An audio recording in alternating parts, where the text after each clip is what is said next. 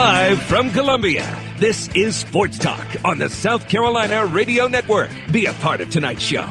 Call us at 800-956-7266 or email talkback@sportstalksc.com. Now, here are your hosts for Sports Talk, Phil Kornbluth, Kevin McCrary, and Tom Hayes. I'm so proud of him because, it was a gutsy performance by him, but he had a lot of mistakes that I think could have been eliminated, with practice. I really believe we do have some excellent senior leaders, Dylan, A.J. Can, J.T. Surratt, and the other guys to really want to try to finish this year the best we possibly can. It's Sports Talk. Welcome in. Kevin McCrary and the Professor Tom Hayes coming at you and to you from our Columbia studios on Main Street, our South Carolina Radio Network studio locale, the Main Street of sports right here. We'll be joined momentarily in Myrtle Beach, where the Corn will join us, his home away from home, as he makes the beginning stages of his long trek to Boston by way of Myrtle Beach, where he will be leaving after tomorrow night's program. I've got to think I haven't talked to Corn about this, but I'm pretty sure there's some golf involved. There has to be some golf involved at some point in Myrtle Beach before he heads up to Boston College. It is a Talking Tuesday here on Sports Talk. I was up at Clemson. Boy, the weather today, goodness, if you've been out and about, you know what I'm talking about. It has been goofy weather. Some scary stuff. Apparently, tornado watch. I think there was actually a tornado warning. Somebody spotted some sort of funnel cloud. I don't know if it was a tornado or a water spout. They were talking about it. They canceled a couple classes up at Clemson today because the weather got so gnarly. But we, through rain, sleet, snow, hail, tornadoes, Talking Tuesday must go on. And we have Dabo Sweeney and Steve Spurrier. You'll hear from both this hour, beginning with Dabo Sweeney, because let's face it, Clemson has a bigger game this weekend, with it being a conference game at Boston College. South Carolina back in action at home against Furman. We're not going to ignore that matchup by any stretch, but we will give Dabo the honors to go first, since that is a key matchup and perhaps a trap game for Clemson. They haven't won on the road this season, and they don't have Deshaun Watson. They're playing a BC team that is a tough out. Let's face it. They are not an easy team to knock off at their place. Adazio, as I put it earlier today, he's a bring your lunch pail to work type of coach. He'll make you earn everything, and they will run, and then run again. That's what it's all about up at Boston College. And, of course, Steve Adazio, being years at Florida, I think the last two as offensive coordinator, got a couple of championship rings. He's doing his best psychological warfare against the Clemson defense, making them the greatest defense since the 1985 Chicago Bears. So I think he said they were greater than the 85 Bears. Well, and it was funny too, listening to Brent Venables today saying, he's setting this up right there. That's, he saw right through that right away. And he mentioned how everybody was talking them up after the Florida State game, and they went out there and couldn't get out of their own way against North Carolina. Brent Venables, by the way, I was thinking about this today when he was talking. That guy walks and talks a lot like a head coach, and the way he's coaching that defense, some people might be calling his cell phone soon. All right, Sports Talk, a Talking Tuesday here on South Carolina Radio Network. We'll be right back.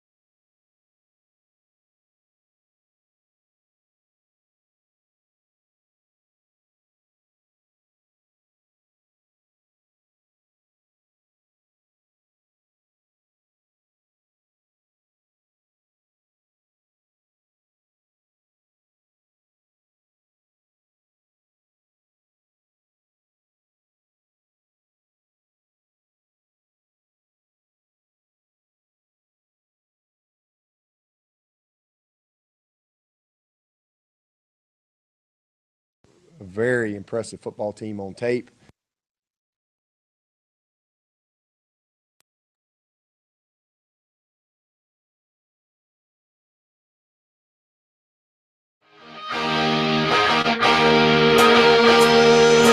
We aren't going to dilly-dally or lollygag. We're going to jump right into it here. Talking Tuesday, Dabo Swinney breaking down Boston College.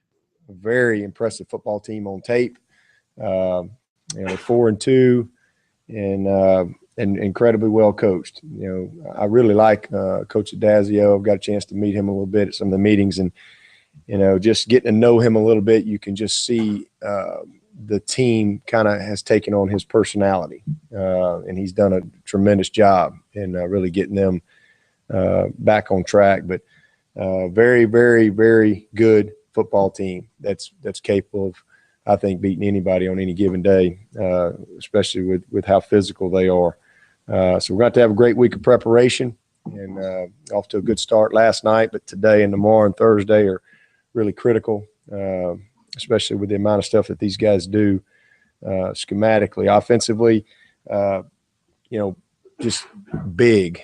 There's about 5, 6, 7 guys in there too deep. A couple 6'6" guys. I mean, just typical kind of what we're used to around here. Big physical guys up front. They had a great running back last year in 44 that's now with the Giants, doing pretty good. And 32 is taking his place, and he's an outstanding back as well. He's rushing for 70-something a game. Bunch of tight ends. They play them all. They're a lot of 2 tight end sets, 3 tight end sets. They do a great job of creating edges for their perimeter plays. Do a great job of stretching things. The receivers, they're playing 5, 6 of those guys. They got a little guy that they really have done a good job of involving, number 6. He's not very big, but he's quick as a cat, and also a great return guy for them. They use him in a lot of their speed motion type of stuff to get on the edge, and also keeping that downhill threat. So create some problems with what they do, but the heart of their offensive team this year is their quarterback. I mean, very impressive, player. He is really, the guy's second in the league in rushing in our conference here, but he's 12th in the nation in rushing, 118 yards a game. And just to put that in perspective, he's had 700-something yards in 6 ball games. If he stays on track, he'll be the all-time single season rushing leader for a quarterback in ACC history. So he has been impressive, and he's been impressive every week.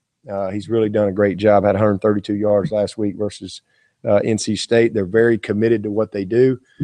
They have a great plan as far as how they involve all their players, but the quarterback is just it's 4 yards, 3 yards, 8 yards, and next thing you know, he's got over 100 yards. He just does an excellent job, and there's some of these teams that they've played, they've had people there, to make the play, but he's been better than their guy, and he has really done a tremendous job of putting his football team in position to win. So very impressed with those guys. We're gonna have to tackle well.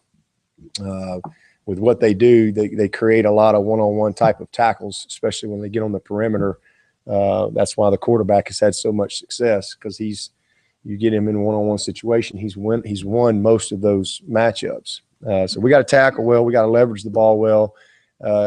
Can't get lulled to sleep. Got to be very disciplined on the back end, especially with our eyes in the secondary, because they're basically a 3-to-1 type of team. They're going to run it 3 times to every pass, and next thing you know, you get lulled to sleep, and it's a gigantic play coming off the play action. So we have to stay disciplined and patient and do a great job, like I said, of leveraging the ball. Defensively, I think we must have 4 of the top 10 defenses in the country in the ACC. So I guess it's the year of the defense in this league, but that bunch we played last week was just tremendous. And, you come in on Sunday and you watch that film, you put it to bed, and you turn on the tape of the next opponent, and you just go, goodness gracious. I mean, these guys they're really good. And, like I said, they're a top 10 defense as well. I think they're ninth in the country in rushing defense. It's another big challenge. A bunch of big, strong guys up front. Typical linebackers. They're not quite as big as they've been in the past. I mean, in the past, we played a lot. Some of these guys have been 6'3", 6'4" at linebacker, but these guys are fast and physical, just like they've always been. I think this is the best secondary that they've had in a while at BC. These guys, and it shows. They're very confident in playing man coverage. They got great blitz packages. They do a great job of getting pressure on the quarterback. And the big thing for us offensively is we got to finish some drives. We got to get back to some core things that I think can help us. And then special teams continue to make a difference in the games. I think we've impacted our last 3 ball games in particular. I think we've impacted the game in a very positive way, special teams, and we've got to continue to do that. These guys are very disciplined in special teams. They've got good return people, and we know for us to take the next step with our season, we got to win on the road, and we got another opportunity. We've been on the road twice and we've come up short. Didn't get it done in the fourth quarter in one of them and lost in overtime on another one. So we've got to finish on the road. That's something that we haven't done, and if we're going to get where we want to be.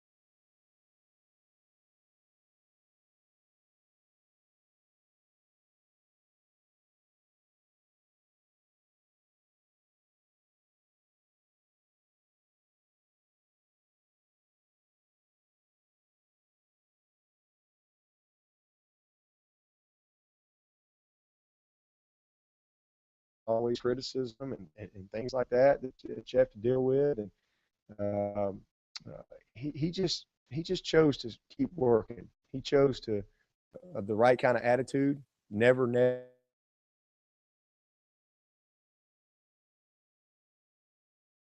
And, he's a great young man from a great family, and he was raised the right way. And I wasn't surprised at how he handled himself. But the biggest thing is that he stayed ready. And he knew and believed that at some point he would get an opportunity. That was my message to him: was Cole, we're going to need you to have a great season. There's no question about that, and you've got a choice to make here. As far as what kind of attitude you're going to choose and how you're going to continue to prepare and more importantly lead, because Cole's a good leader for us.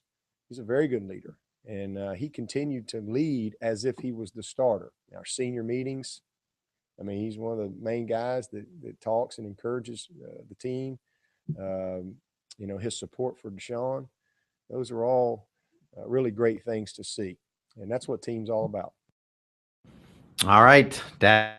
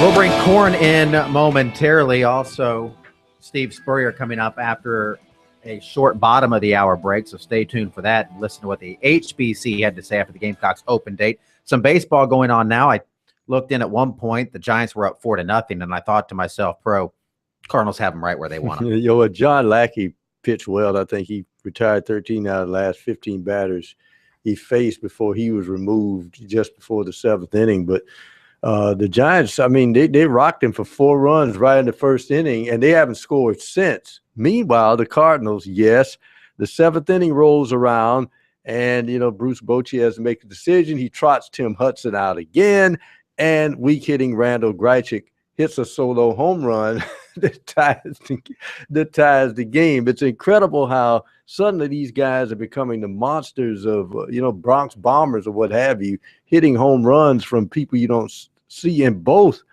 championship series so far.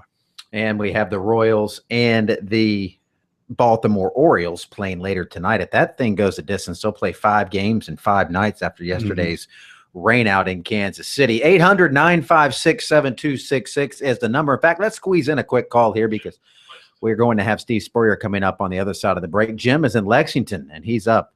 Hello, Jim. Hey, big guy. Hey, man. Hey, Corn, I'm glad you're listening in. I hope you actually take 2 off your stroke. And that'd probably make you, a -6 golfer? Well, Corn's radio game, and we don't have Corn with us yet. He should be connecting with us momentarily. His radio game, I can tell you, though, is a lot better than his real game in life. His real game is probably about, what'd you say, 6 under? Yeah, No, he couldn't go out to the putt-putt course in Myrtle Beach and shoot 6 under. I can tell you that right now. That would not happen. But Corn, I don't believe that. I believe you've been a scratch golfer all your life, and I trust you on that one. No, he scratches all right. But guys, I want to ask you about something before you guys got in the rest of it. Heard Deborah Swin today talking, and I was kind of disappointed that he or even the officials on ACC haven't stepped in. As an ACC guy, I've always been impressed that the ACC has kind of kept themselves above board. Even when North Carolina got themselves in trouble, our commissioner kind of stepped in and said, look, academics are this and this. And, but the thing at Florida State, and Pro, you got more history than the rest of us, so you know more about history. And I don't know, I guess we'll intellect on that one. But Florida State's always been what I consider one of the most shady programs in the nation. And for things to go where they are now, and for the ACC commissioner not to step in and at least say, look, you're going to have to straighten up a little bit. Does anybody... Well, what would you have him do, though, right now? I mean, I don't know what he can really do, what Swafford can do. I mean, Florida State's standing by their guy, which is kind of the modus operandi for better or for worse. But there's been no charges. The police looked into it. Now, look, I'm not exonerating by any stretch. I have as many doubts as anybody else, but there's really not a lot anybody can do at this stage in the game. That's the reality of the matter. We'll see what happens with this autograph thing. My guess is probably not much.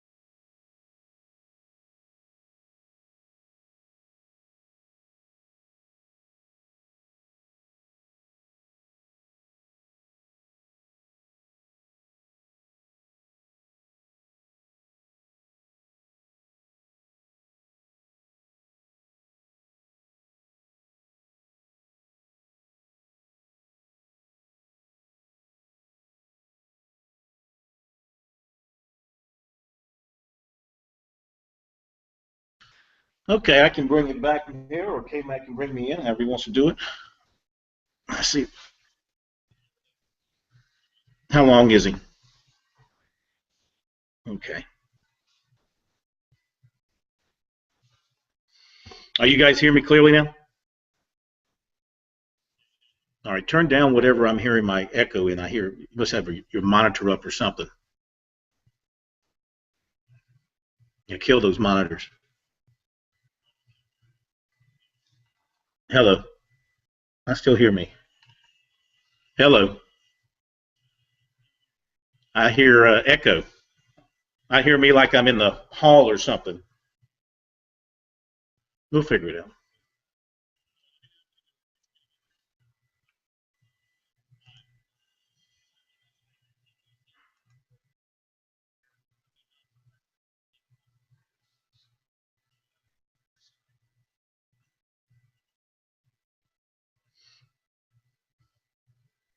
All right, good to be with you guys, coming to you from our broadcast center along the coast. Enjoyed listening to our affiliate down here on the way in, WSEAFM 100.3. Check it out when you are along the coast. And yes, K-Mac, weather permitting tomorrow, I will do what I was put on this earth to do, and that is to play golf, weather permitting, before I fly up to Boston to watch the Tigers and the Eagles on Saturday, which could be a very interesting football game just based on how these two teams look on paper. But I did go to Spurrier's presser today.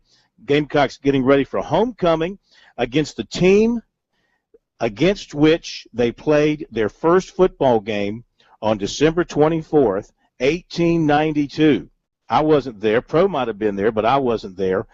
It was the South Carolina College Jaguars losing to the Furman Paladins 44-0 on that day. In fact, Furman has beaten USC 20 times in the history of the series. USC has won 27 times, including 2010, when it was a tight game until a late interception gave the Gamecocks some breathing room. So things are different now. USC's an SEC. Well, I don't want to call them a power this year, but they're a strong SEC program. Furman's a very good FCS program, struggling a bit this year because they lost their starting quarterback, Reese Hannon, in the opening game of the season. They've lost 4 in a row. The Gamecocks have lost 2 in a row. So something's got to give on homecoming. Here's Spurrier taking it all in after a week off, ready to see if they can get off to a hot start in the second half of the season. We got Furman University coming in for homecoming.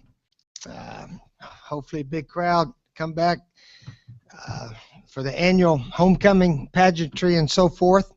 And we're looking forward to seeing if we can't play better the second half of the season.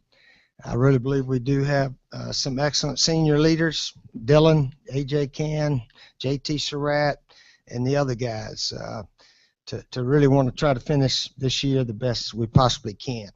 So we've had some pretty good practices last week and had a good one last night, and hopefully we'll continue throughout this week. Furman's the team who won their first couple games, struggled their last 4, but they took Coastal to overtime. I think Coastal beat them in 1 or 2 overtimes 2 weeks ago. But Furman's like they always are. Their players play extremely hard, don't make many mistakes. They're actually nationally ranked in a lot of defensive categories. So they're a solid team. And I think the last time we played Furman, it was a very close game until Stephon Gilmore, I think, picked one off and went about 80 yards. I think it was like 28-19, and he picked one off to put that one away. But we're looking forward to the game, looking forward to see how we play, and see if we can make some improvement. Seems like we've had a few players nicked up in the last 2 weeks, not during the game, a little bit, but we're pretty healthy really going into the game. I'm not sure if Brandon Wiles will be ready, but all 3 other tailbacks are 100%. So whether or not Brandon plays, we'll have to wait and see. Cody Waldrop's knee has not responded very well. Mike Matulis probably will not play. Our trainer Clint tells me also. So we're not quite as deep as we started the year, but still we got plenty of players hopefully ready to go play our best this week. Steve, some of these in-state games have traditionally gone down to the wire, as you mentioned. Just what have you seen from Furman on film that might give you guys some problems? Well, like I said, they're a well-coached team. They don't make many mistakes. We got to go play. We got to beat them, and obviously they're fired up to come in and beat the big state university school. But again, we need to really concern ourselves about how we play. Just make sure we're trying to get in the habit of really playing sound, fundamentally smart football. Hopefully, special team-wise, we can hold our own, maybe make a play or two there. So we're really, like always, pretty much, we're trying to see if we can play the best we can.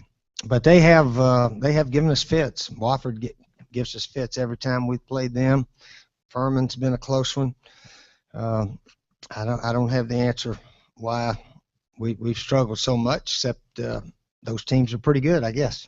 Have you ever coached from the box when you were your couple years ago? My first or second year as a coordinator, as an offensive coordinator, I was up there a little bit, and then I came down. I came down as a coordinator and found out it was better down below.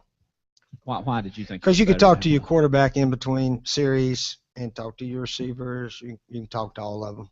How much better, or if at all better for you, was it to see what the defense was doing from up above? Well, hopefully you got a guy up there that keeps his eye on all the coverages and so forth, and in constant contact with him. In years past, I used to sort of believe I could see pretty well from the sideline. Since I was a backup quarterback for about 8 of the 10 years I was in pro ball, I had a lot of experience watching what the other team did, really, and it was probably helpful. Sometimes I don't see them as well as maybe used to or whatever. So you ask the guy up top, what are they playing, what are they doing? So it gives you an idea. Steve, what is DJ Smith's situation for the Furman? DJ Smith is out the first half, and he's eligible to play the second half. That's the rule on targeting, I guess is what they call it, helmet to helmet. And even though he barely bumped him, he did bump him in the head, and that's the rule. So you can't bump him in the head. That was on a 3rd and 15. Another big penalty in the ball game. Yeah. Steve, how much would you like to get either Orth or Mitch or both into this game, and how important is that, and what degree of confidence do you have in those two guys? Every game we play, we'd like to play as many players as possible. All of 5 except the first one, we sort of got blown out the first one, as you know, and A&M had the ball the last 9 or 10 minutes of the game, so we couldn't get the backups in at the end there. But again, we got to try to beat Furman and then get those guys in there. But we have talked about putting Connor Mitch, Perry Orth in a play or two, maybe a little bit like we did Dillon when Connor Shaw was playing. Put him in there in the second quarter, maybe let him go in there and hand off, throw a ball, do something. But we may be the only team in America that hadn't played a backup quarterback through the first 6 games. We may be the only one. So, yeah, those players have practiced. Gosh, a lot of backup receivers. They practice well. Kane, Whitehurst, Shamir Jeffrey. I don't think they have a catch all year. Yeah, it's not as much fun. When everybody gets to play and everybody gets to contribute a little bit, boy, it's just a lot more fun for everybody. All right, Steve Spurrier from his press conference earlier today. Again, Brandon Wilds probably at this point won't play Saturday. It also looks like Cody Waldrop is out still, the knee not responding. Mike Matulis is still not ready. But, guys, I think it's an opportunity for Spurrier to keep those guys out and get them healthy as possible for the next game, which is, of course, that game at Auburn. This is, of course, a Talking Tuesday, and is presented by South Carolina soybean farmers and their checkoff. Learn more at scsoybeans.org. Pork powered by soy. So we've heard from Spurrier. We've heard from Sweeney. We're also going to hear from Dan Radakovich K-Mac, the Clemson AD, talking about some of the construction work going to be taking place at Memorial Stadium. And we also have some news about the end of the Hardee's Trophy. We'll get into that as well. But Radakovich K-Mac had some interesting things to say about their plans for the future. Yeah, a lot of things happening there at Clemson, certainly. And he's already posted on the website, sportstalksc.com as well. A lot of talking on a Talking Tuesday. Football is king. That's what he said. Right? I'm still trying to get over, Steve Spurrier just slipping in there. I don't see things on the sidelines the way I used to. I mean, that's pretty revealing right there, I think, Corn. I don't know. I mean, people haven't complained too much about his play calling.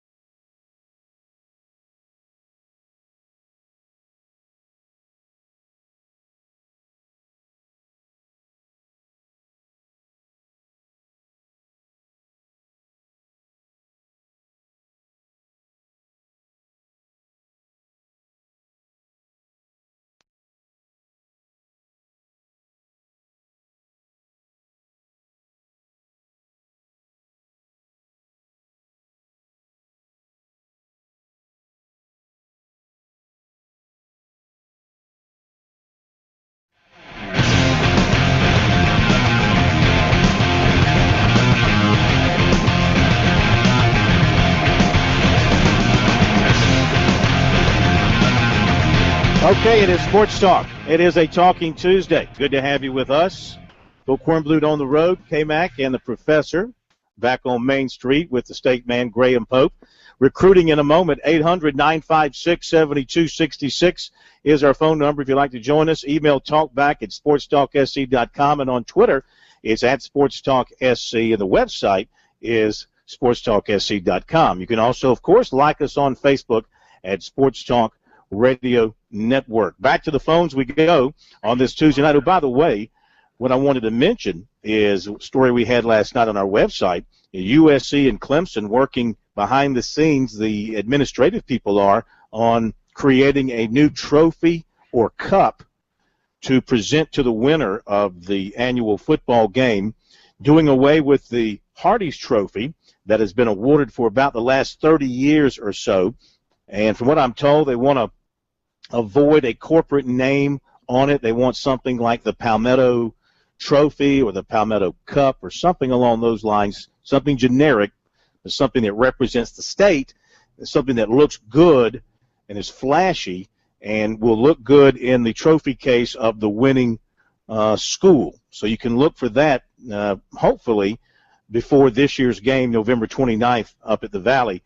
It is something that is actively being worked on right now. And, of course, we mentioned that Dan Radakovich talked about plans for some work at Memorial Stadium coming up after the season. You'll hear from him coming up in the next hour. All right, back to the phones we go, and it is Cockett in Columbia. I don't know why he wants to go by Speedy. I mean, everybody knows him as Cockett. Cockett, what's up? How y'all doing? What's up? What's okay, man? What's up, man? How you doing, man? I'm gonna pray for your football team up there in Charlotte. You got a guy like Cam Newton. He's supposed to get this big paycheck next year, but he don't let number 89 slip from his fingers. And I think that's gonna be one of y'all breaking points. One of y'all sad breaking points for not making the playoff because y'all don't have him. No, I don't think that was Cam's decision necessarily. I don't think he controls the front office. I think that was Dave. No. I'm asking you a question. Who is the franchise player for the Panthers? I think it's Cam Newton. Yeah. Did you watch the game Sunday? Who do you think the franchise player on that field was on the offense? The guy that ran for 100 yards, threw for 250, 2 touchdowns throwing, one running. Yeah. The little one agrees. The little one agrees there. Cockett, do not call this show when you're babysitting, okay? Get the children under control. This is an adult program, and I don't appreciate the crying in the background. Yes, sir, I understand. Furthermore, I want to be able to tell Pro that his football team came close making the Super Bowl about 2 years ago when his quarterback choked. So, furthermore, and your football team, I don't own a football team. I do not own a football team. I'm day-to-day just like every middle-class person. I don't own a football team. Okay, well, I'm just saying right here, you're an Atlanta Falcons fan. And then furthermore is for you to Packers. What fan are you of? You're supposed to be talking about what he's fan a Cowboy. He's a Cowboy. He's feeling fan. Good because they're so you whistling behind the graveyard because you don't want to talk how good the Cowboys playing because you think you're going to jinx them. You're going to jinx them. No, I'm a Dallas Cowboy realist. We haven't done nothing since 1995. Until we get there, then that's when I start bragging. Until then, I'm just gonna keep my mouth shut. Okay? Good so idea. That's how humble I am.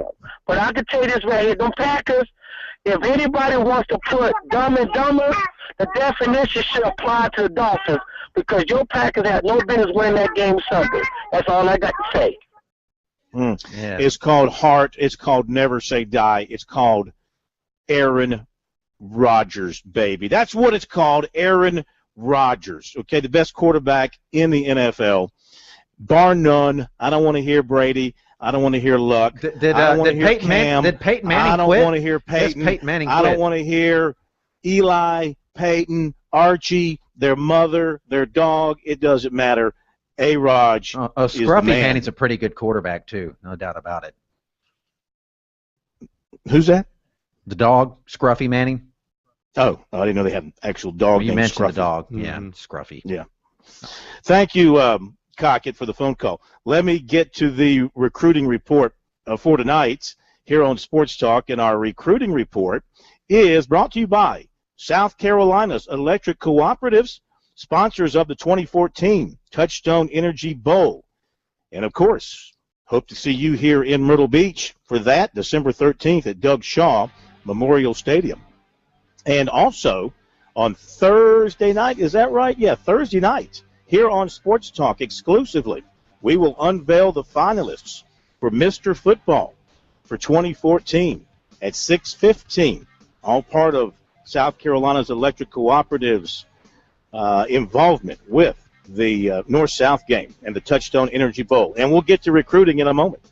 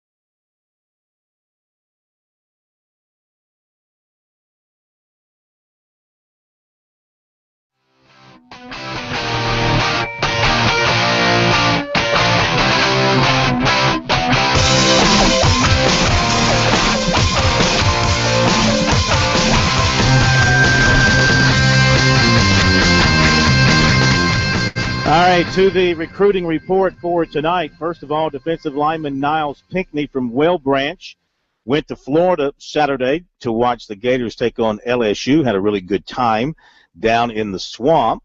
And he does not have any favorites, but he also is looking at Clemson and USC. Those are the two other schools that he has mentioned.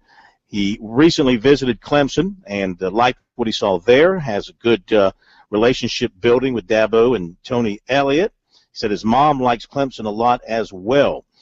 He's yet to get to USC this season, but he's considering coming in for the Tennessee game. And he said USC was just by his school to visit with him, check in on him. And he said he likes USC as well. He said they always have good defensive linemen coming out, and he wants to study international business. Offers from Clemson, USC, Florida State, Florida, Georgia Tech, North Carolina, Miami, and Georgia.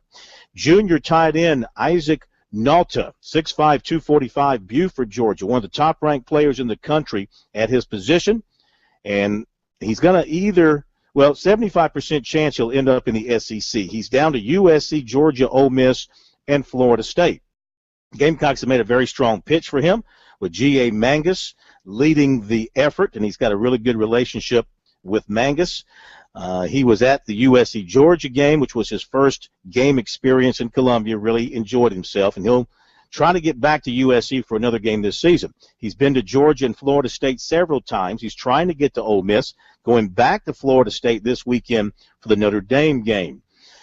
And with the Gamecocks a strong player for him, he did tell us that the future of Steve Spurrier as coach at USC is being brought to his attention by rival coaches, considering that Spurrier will turn 70 on April 20th. In his mind, Nauta says that is not an issue for him. He said the school is bigger than that, and if Spurrier's a coach there, if he decides to go there, then that's what happens. And if there's a coaching change, then he says that's what happens there.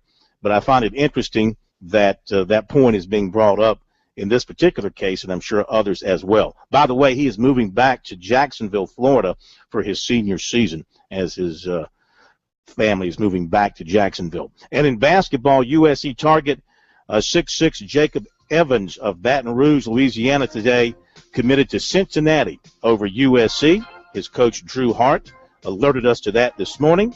He had narrowed his list to the Bearcats and the Gamecocks last week, eliminating Tulane and Auburn, and LSU made a late run. So South Carolina focusing now on P.J. Dozier, Tevin Mack, and Roselle Nix at this particular time. There you go with the recruiting report for tonight. And don't forget, you can always check out our recruiting information online on our website, sportstalksc.com. More to come in our next hour. We will take more of your calls, so dial us up, 800-956-7266. We'll hear from Dan Rad, and we will talk about our high school players of the week as well. And the NASCAR penalties for this week are out. Chip Weil will join us in the next hour. We'll talk about that. Sports Talk rolls on in a moment.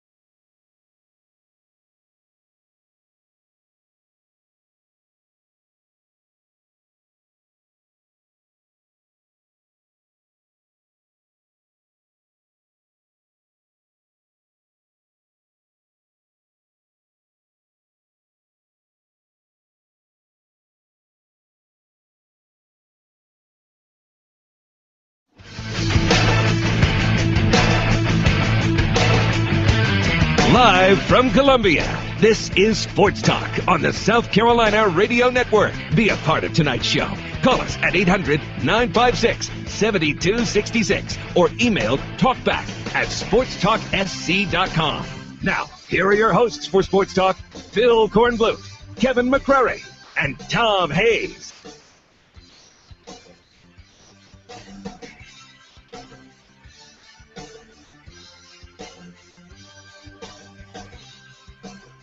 And we are back, hour number 2 of Sports Talk here on a Talking Tuesday. Good to have you with us.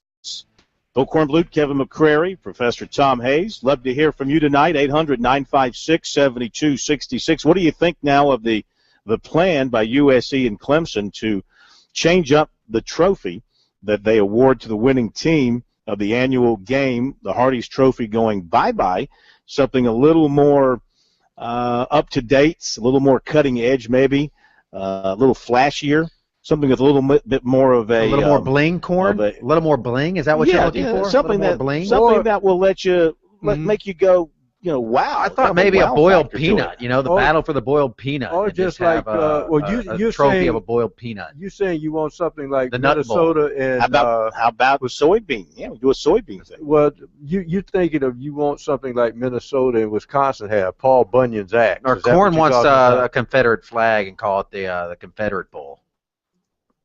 No, I don't. Why would I want that, K-Mac?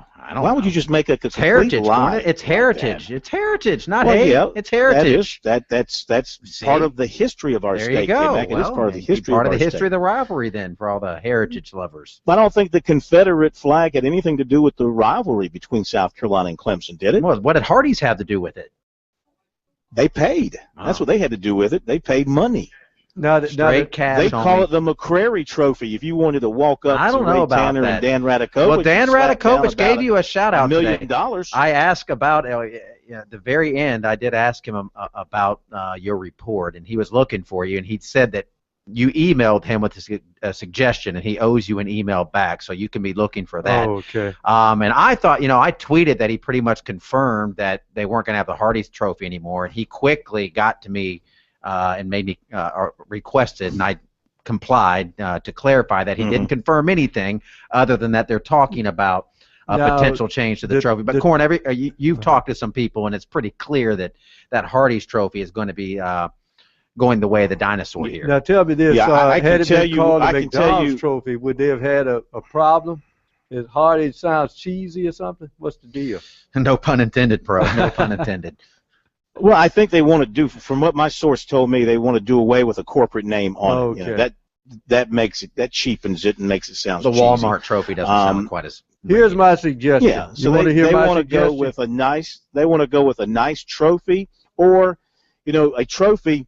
If it's a 3 or 4 foot thing, won't fit in your trophy case real well, but a cup will, and it will transfer between the two schools depending on who wins that particular year, and they can stick it in their primary trophy case or wherever they want to stick it. The top honor of any citizens of South Carolina is the Royal Order of the Palmetto. So why don't you just make a trophy in bronze of a palmetto tree and give that that out? Was my suggestion had to do on the theme of the palmetto tree and the crescent moon as part of it, with a kind of a football base. But I think they've got their own ideas. Oh, yeah. I thought this thing through.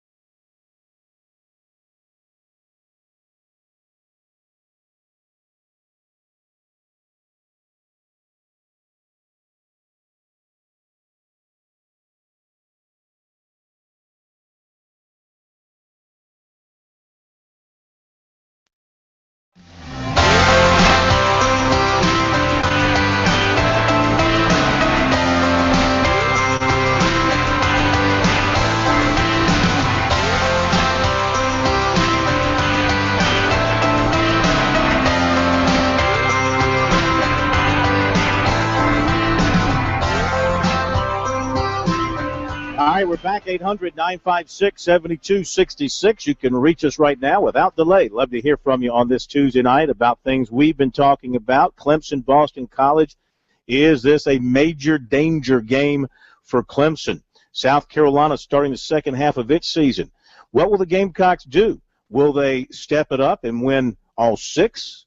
Go 5-1, 4-2? Can they salvage their season? Get a couple of significant wins in the second half of the season? The Georgia win certainly significant, but man, that win is long forgotten about now, considering what's happened for the Gamecocks since then. Speaking of the Gamecocks, their practice report today, first of all, Dylan Thompson, A.J. Can, Sherrod Golightly, and J.T. Surratt were named the permanent team captains. Brandon Wilds, Corey Robinson, Bryson Allen Williams did not practice today. Wilds has got the sprained knee, Robinson a sprained ankle, and Allen Williams a concussion. And Deke Adams said after practice he had to shorten his rotation because of injuries, including those to defensive ends David Johnson and Cedric Cooper. And that is it. They had to go inside today because of the bad weather in Columbia. 800-956-7266. Want to get to the high school football report for tonight, brought to you by South Carolina Farm Bureau Insurance and our high school football players of the week, courtesy of David Shelton of the High School Sports Report. Here they are. The 4A player of the week is Sedarius Rookard from Spartanburg, senior defensive back, Shrine Bowl selection, had 2 receptions for 51 yards and a touchdown, 2 kick returns for 90 yards, a 64-yard interception return, a 35-yard fumble return in that upset of Dorman. 3A co-players of the week, Jaquaeus Leapart from Gilbert, senior running back, 274 yards, 5 touchdowns on 34 carries in the win over BC. And DeMarco Jackson of Broome in the win over Union County, 67 yards rushing, blocked a punt, 90-yard kickoff return for a score, returned a punt, 76 yards to set up a score. 2A player of the week, Terrence Wilson of Batesburg-Leesville, returned from an early season injury to lead the Panthers to a win over 96. He rushed for 248 yards, 4 touchdowns. His team is 5-2. 1A player of the week is Jarius Jenkins, senior running back from Hunter Conard Tyler, 209 yards, 4 touchdowns in the win over Calhoun County. He's over 1,100 yards on the season. And the Skeeza player of the week is Dustin Parsons, quarterback from St. John's Christian. He passed for 265 yards and 7 touchdowns while rushing for 135 yards in a win over Beaufort Academy. There you go, the players of the week, brought to you here on Sports Talk by South Carolina Farm Bureau Insurance, our high school football report exclusively here on Sports Talk. Now, tomorrow night, going to hear from Ellis Johnson, defensive coordinator at Auburn. The Tigers have the week off, so they've got 2 weeks to get ready for the Gamecocks. And Ellis will join us tomorrow night to talk about his group, his team, and the SEC. Thursday night, of course, we announced the finalists for Mr. Football here in South Carolina. And on the 27th, we'll have the rosters for the Touchstone Energy Bowl North-South game for you here on Sports Talk. K-Mac, Dan Rad had a few things to say at Clemson about some work about to take place at Memorial Stadium. Yeah, a lot of stuff on D-Rad's mind, but we will begin with the facilities upgrades on the horizon and underway at Clemson. And here is Radakovich to give you the information. I want to talk just a little bit about some of the things that are going on here at Clemson as it relates to our athletic department, then I'll be happy to take any of your questions. We are moving forward with a number of our facility initiatives, some of which right now, although with today's weather, probably not a lot of work being done on our baseball facility, but that project is moving along on time. We will be set to open some new ground level box seats for this baseball season, and then during the season we'll be able to move into the down the right field line player development area, locker rooms, coaches' offices, meeting areas, all along that side. So that project is moving along well. At the end of this football season, we'll have two projects going on here in Memorial Stadium. Number one, we will be building out the west end zone with the Oculus feature that was always kind of planned for this building. But that feature will have a little bit of a twist to it, a little practical twist. It'll have a bridge inside of it that will be able to allow fans from the north side of the stadium to traverse very easily to the south end. And one of the things that we wanted to do as we were putting this project together is have a practical application for it, because while it's a nice architectural feature, that was not something that was foremost in our mind. We wanted to make sure that if you park up in the parking lot 6, 10 area over here to the right, that no longer do you have to walk down a hill, to walk up a hill, to walk up some stairs to get to the lower north area, if that happens to be where your seats are. So now you'll be able to come into gate 13, walk through the bridge, through the Oculus, and make your way over to the north end of the stadium. The other project that we're going to be working on at the same time, we're going to be redoing all of our suites on the north side of the stadium, as well as creating a sideline club area associated with the south end of the stadium, as well as redoing suites on that side of the stadium as well. We're going to be enclosing the concourses for all of those suites, so that right now you walk outside the door of a suite, you're in open air. We'll be enclosing that concourse area so that it'll have more of a hotel rather than a motel feel for those suites. So that's another project that will be going on at that time. Come May, everything is on time and progressing very well with our Littlejohn renovation project. That is, as I said, slated to begin in May. We're working with the architects and the contractors right now on that particular facility. And then we're going to be beginning the process of looking at our football operations center, which will be located in the Jervey Meadows area adjacent to the indoor facility, so that when that facility is complete, the entire football operations area will move there, so our student athletes and coaches will be together, their offices, their weight room, training room, indoor practice facility, and practice area all in one area of our department.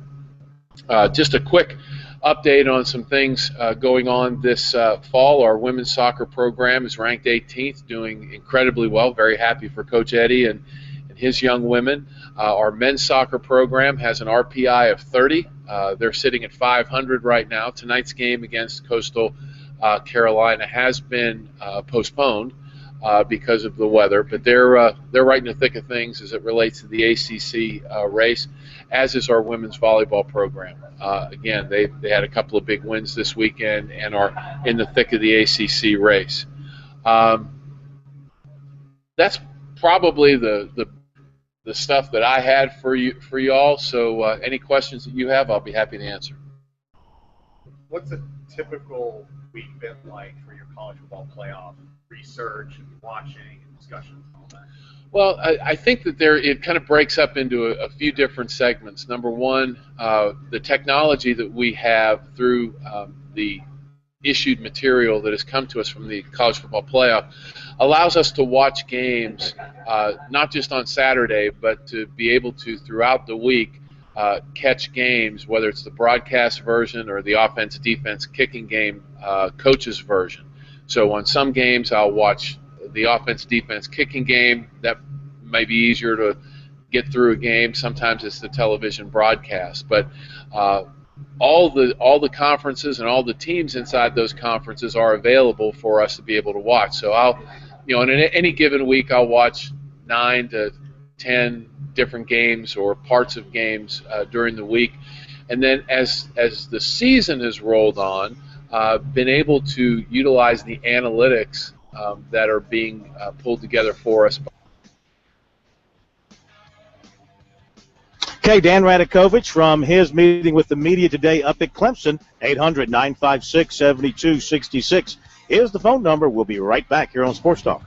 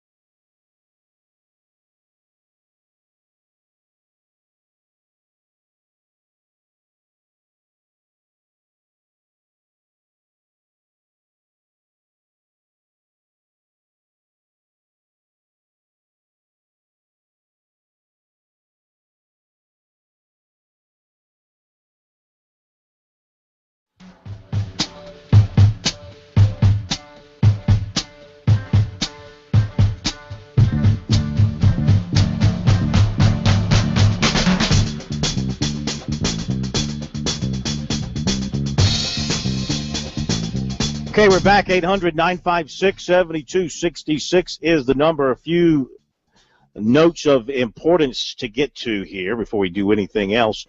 First of all, Mike Slive is retiring as the commissioner of the SEC effective July 31st, 2015. He will have been in the position for 13 years at that point. He made that announcement today. And unfortunately, this isn't strictly because of his age or his time in the position.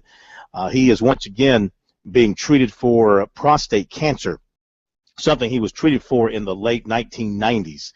So obviously, at his age, and Slive is in his mid-70s, when you're going through something like that and having to carry the weight of the commissioner of the SEC, that's a lot on you. And so he's going to be stepping aside. K-Mac, there's already been a report as to who might be replacing him? There is a report in the Birmingham online website, the Birmingham News, AL.com, and they are saying it could be Greg Sankey, who is currently the chief operating officer. And, maybe the leader in the clubhouse right now, and what the article describes as a seamless transition if it were to be Mr. Sankey. Yeah, Slive will be a hard man to replace because he took an already strong conference and made it the strongest in the country. He hammered out television deals and, of course, the SEC network. He did things that have produced hundreds of millions and billions of dollars for the league, the expansion of the league as well. He oversaw that. So, and he always hammered home the idea of trying to have a clean conference and run a clean conference and get SEC teams out of the NCAA jailhouse. And for a brief time, I think he accomplished that. But for the most part, somebody in the league has been in NCAA prison at one time or another during his reign. Also, K-Mac, maybe you've got the details on this. News on SEC scheduling for 2015. They're doing away with one of the open dates for everybody. Yeah, and South Carolina's will be on October 24th. I don't have the full schedule in front of me just yet because it was released, like everything is released now with the SEC on their network. By the calendar, in my mind, that means that they won't have a bye week. They'll have approximately, I would think, 8 to 9 straight games before they get a bye week. The 24th is right about the middle of the season. You'd I play. think it'd be about 8 games, wouldn't it? I would think well, they played 6 games this year, and they're getting their first bye on October. They got their first bye this past weekend, October the 12th. Yeah, which so is mid-season. about 8. You're right, maybe 8 games to open the season. Now, some teams, Florida also on the 24th, Georgia's on the 24th, Missouri is on the 31st. They have to wait all the way to the 31st. Ole Miss isn't until the 14th of November. Texas A&M, LSU, and Tennessee all have a bye week before they play Alabama. So Nick Saban somewhere is smarting right now, you better believe, knowing that LSU, Tennessee, and Texas A&M all have an extra week to prepare for him. How did he let that happen? I don't know. How did Saban allow that to happen in his league? He was working too hard. He runs. He had his nose to the grindstone, wasn't looking what was happening. The Magnolia State owns the SEC now. Hey, there's news out of NASCAR. We'll talk about it in a moment.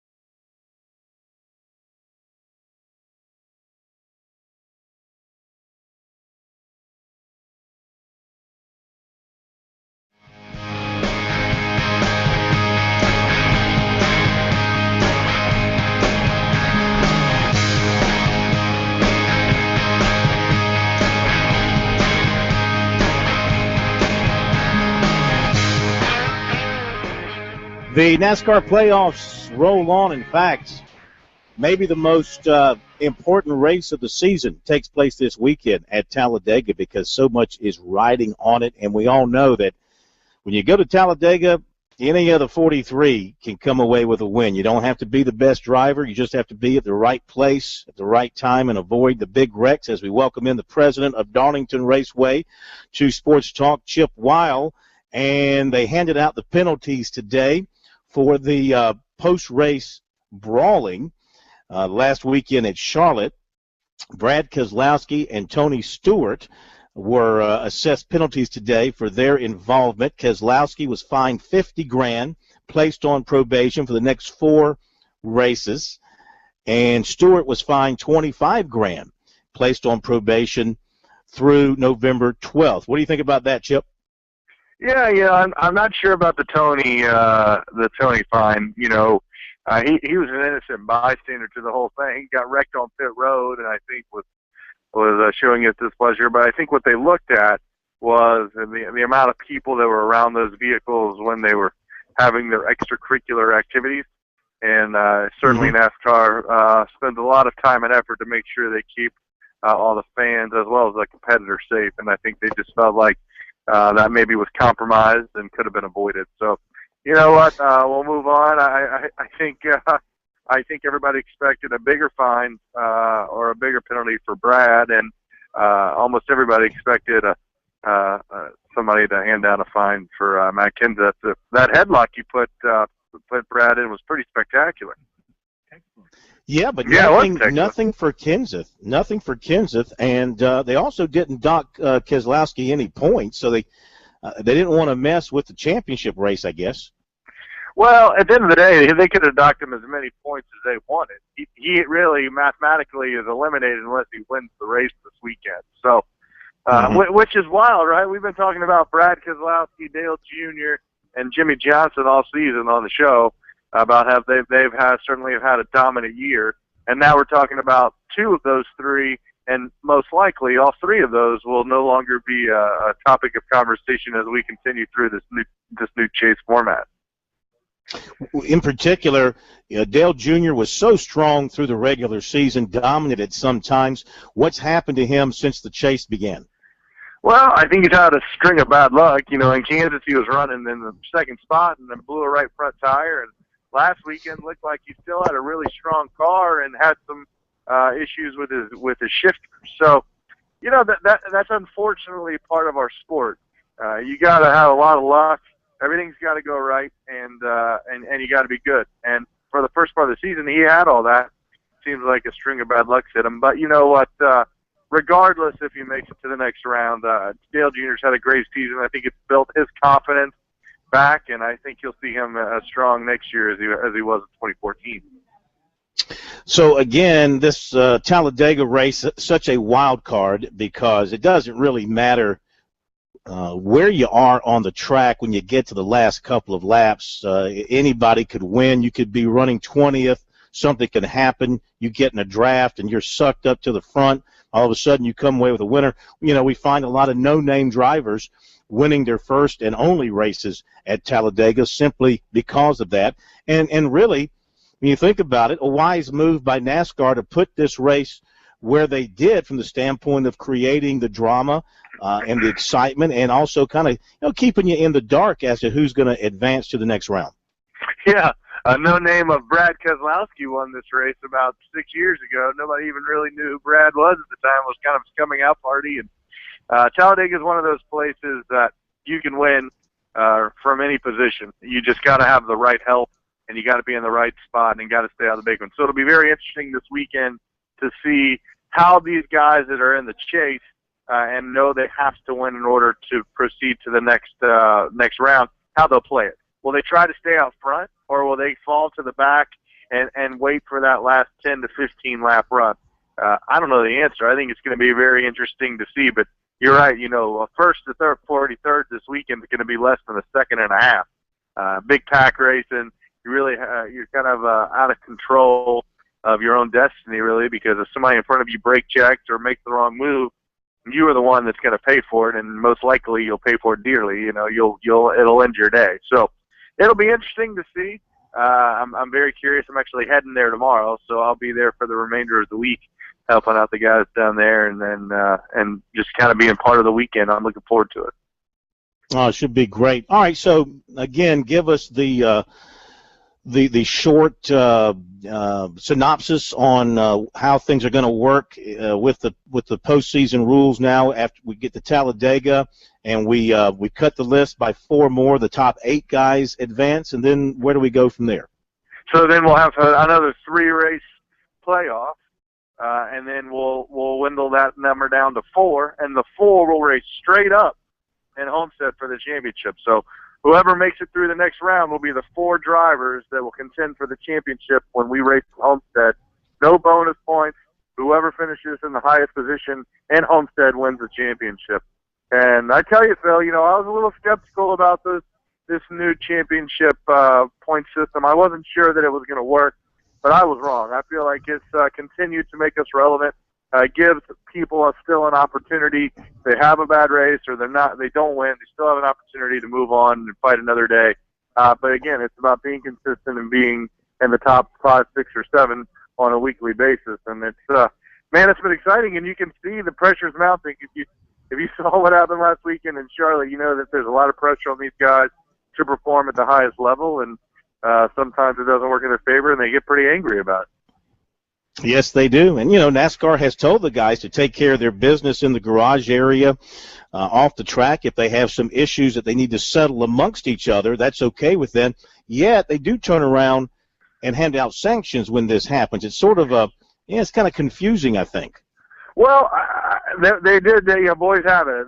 That's part of what got us to national prominence was, the guys showing their emotion. I agree with that. There's nothing wrong with it. I think where they had an issue this week was the fact that they were putting people who had nothing to do with it in harm's way, right? So fans, after a race, there are a number of fans on pit road, and there's certainly a number of fans in the garage area, as long as crew members and people like that.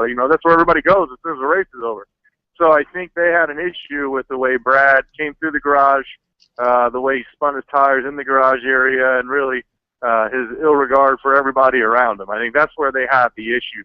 It wasn't the fact that they were having conversations or even a little bit of a WWE type conversation.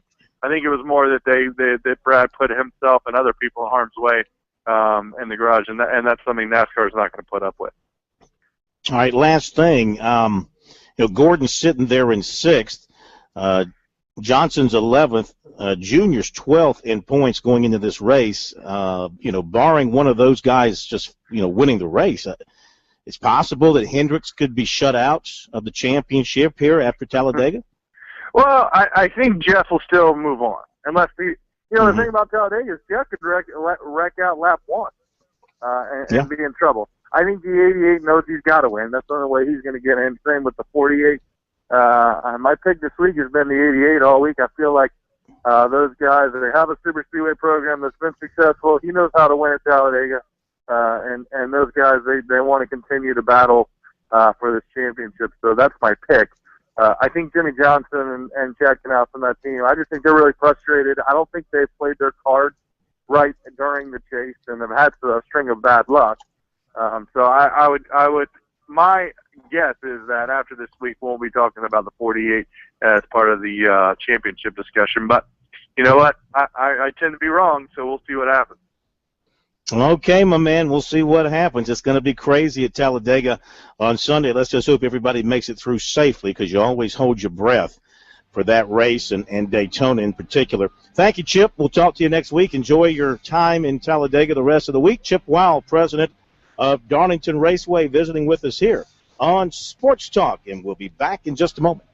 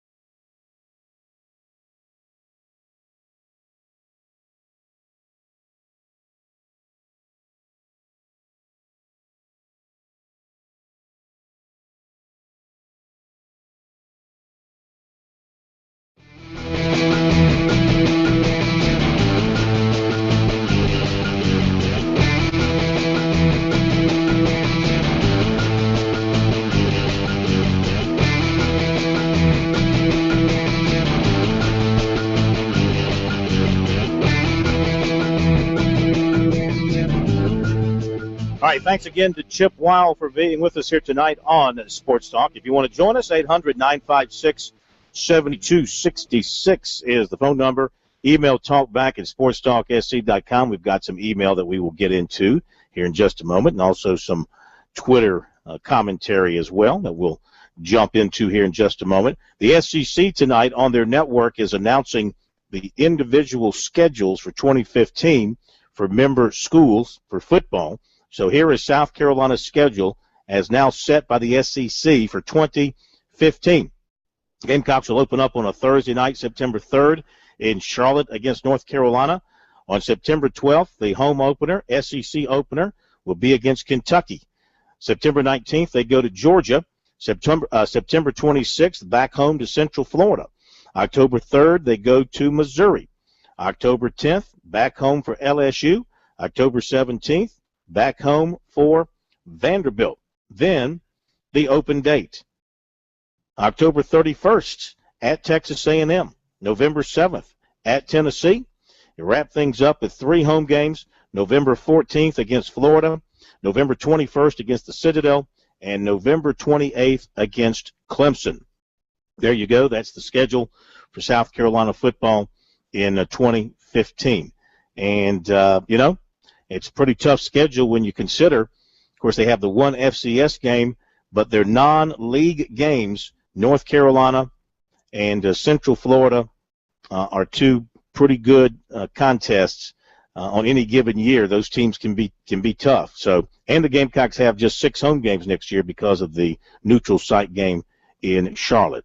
So there you go, South Carolina's schedule for 2015. Of course, they got to worry about 2014, guys, getting as many wins as possible here down the stretch of the season with 6 more games to go. Do the Gamecocks have it in them to pull off a significant win in the second half of the season, a win against Auburn, for example, taking care of business against Tennessee at home? The Clemson game now is a little bit of a different look to it because of the injury to Deshaun Watson. You don't know what Clemson's going to look like come November 29th. Well, with that defense they pack, if you pack a defense, you got a chance. And I think Clemson defense is the one. And Watson will be back, should be back by that point. I just get the feeling that he's going to be back sooner rather than later. They just have a splint on that finger. You just don't want to rush it, though. Well, yeah, I don't know that they're going to have to. I mean, this weekend is probably their scariest test before Georgia Tech. They go back home, so we'll see. But Watson will certainly be back by the South Carolina game and will have an opportunity to probably play a game or 2 or more before that matchup. South Carolina's best shot to win on the road, Florida. If they're going to win another road game, that's where you put it. And you never know that whole throw the record books out the window for the last game of the year. Certainly that comes into play. Clemson will have pressure on them, and maybe being a big favorite won't be the best thing for them because that could be tricky for them. But if you're resting on if you're South Carolina and your number one hope for winning that game is we're in their head. Well, South Carolina has been in their head the past few seasons, but they've also had really good players too to back it up, and I think superior talent in certain areas. And this year, the Gamecocks have taken a little bit of a step back in terms of their talent level as compared to the past 3 seasons. Yeah, especially on the line of scrimmage, and I think that's where it is, Corn, because, again, I'll quote Lou Holtz, it's not as bad as you think it is, it's not as good as you think it is. There's 17 minutes from being 5-1, and then you look at the way Georgia just treated Missouri, and you wonder, how did Missouri beat South Carolina? And then you wonder, how in the world did South Carolina beat Georgia? So there's teams with a lot of flaws here, and the most difficult enemy for South Carolina is not lack of talent, it's the neck up. Do you believe you're going to win a football game? Are you looking around for what shoe to drop in the last 5 minutes of the fourth quarter so you can lose another game? As Steve Spurrier said, that really is the big one. Losing can become a habit. That really hasn't been a problem for South Carolina the last 4 or 5 years because they've had those kind of players that they lead, and they lead by example, and they lead by their demonstrative ways on the field. They were intimidating. They played hard. They played physical. And yeah, they're probably lacking that, especially on the defensive side. I want to change gears real quick to Jameis Winston, and I was thinking this after watching the stories last night, and he's got this hearing that's going to be set for some point in time when they find out who's going to be the person, the arbitrator or whatever, to sit there. And does anybody believe that hearing will not be held until sometime in like late January or February? I mean, does anybody believe that hearing will be held at some point in time that would affect the football season? No. That's what I'm thinking. And, I mean, that's pretty smelly if you ask me, if that is indeed the way it works out.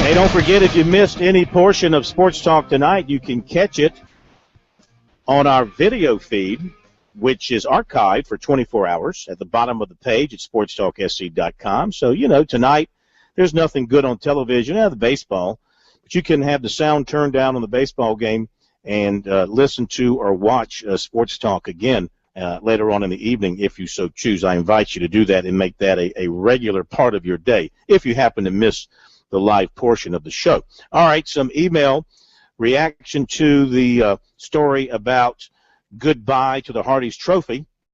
And Larry writes, Palmetto Pride Cup, period. He likes the name Palmetto Pride Cup. Alan writes, Sandlapper Cup. Man, that's got a pretty good tie to South Carolina, but I'm not sure too many people know the state is the Sandlapper State, or they know the Shrine Bowl team is the Sandlappers. This is from Rod, who says, how about the Spurrier and I think he means Clemson Trophy, named after the coaches from each school? Mm-hmm. What about when Spurrier retires and Dabo goes to coach Alabama? Really? And then what do you do? Matthew says, how about calling it the Palmetto Cup? That might very well be the direction that they move. Anything on Twitter came out? The best suggestion we had on Twitter was the Crescent Cup, which has a little ring to it when you talk about the Crescent alliteration. Cup. Yeah, well, Palmetto. I think you got to stay with Palmetto. Going back to what I suggested to the athletic directors, I envisioned about a 4-foot trophy of a palmetto tree with the branches and carved into the branches the crescent moon.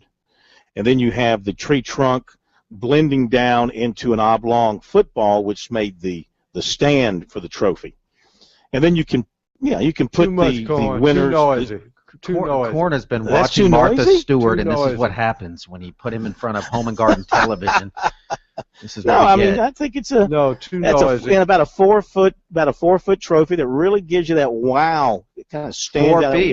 Wow, that's a pretty big trophy. Nothing gives you wow like a palmetto tree, and just have the bark there. Don't turn maybe a live palmetto tree. Just chop it down. Just each school. Yeah, I don't one think planted you'd on probably die. I think it would die. Yeah, that'd be the problem with the that. palmetto tree. The good thing is come out of all of this is that we're getting rid of the current trophy, which, first of all, having a commercialized name is stupid. And number two, have you ever seen that trophy? It looks like it was used as a keg at some point in time. You better have a tetanus shot if you're going to handle it. You need a tetanus shot, probably all sorts of other vaccinations. I'm just glad they're doing something to make it better. Any final thoughts? The Boeing trophy. Any final thoughts from you guys? Oh, San Francisco won. They beat the Cardinals, right, Pro? Yes, 5-4 on a throwing error in the bottom of the 10th. All right, Orioles and Royals coming up. Okay, we'll see you guys tomorrow night. Have yourselves a great night. Thank you, Steakman, K-Mac Pro. Have a great night, everybody, and we'll see you tomorrow here on Sports Talk.